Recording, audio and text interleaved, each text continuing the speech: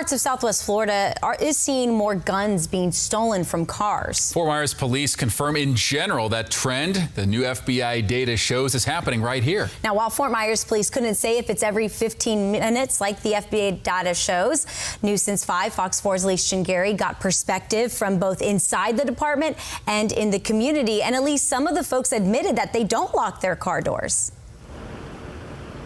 Nadine and Chris, I was honestly surprised at how many people admitted to me that they do not lock their car doors. I'm not sure about you two, but I'm constantly checking to make sure I lock my doors. And this is something police want you to do. Keep your doors locked. Another tip, just don't even put guns in your car to begin with. A detective with Fort Myers Police Department confirms that there is an uptick of guns being stolen from vehicles. However, he is saying that they are being taken out of those cars when those doors are not even locked. Do you lock your car doors? I do not. Why not? I feel that if somebody really wanted to get into it, they would break the window to get into it if the door was locked. People have broken into my car before. You may think most people tend to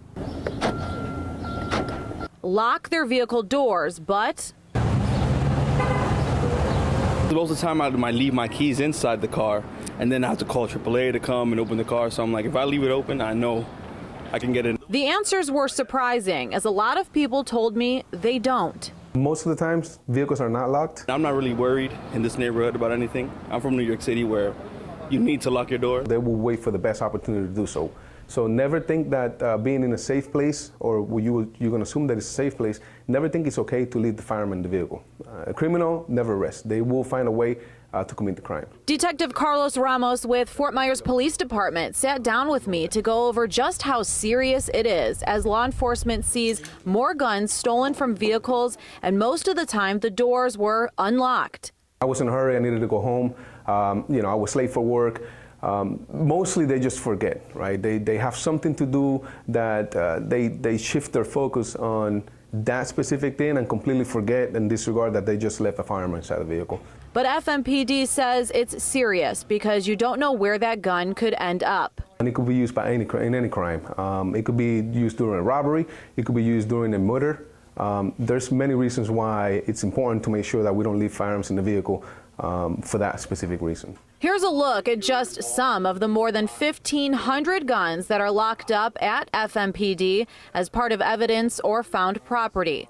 FMPD says it's a crime of opportunity when one is stolen out of a vehicle, and it's not safe to leave a gun in the car at all. It's not safe for anybody involved.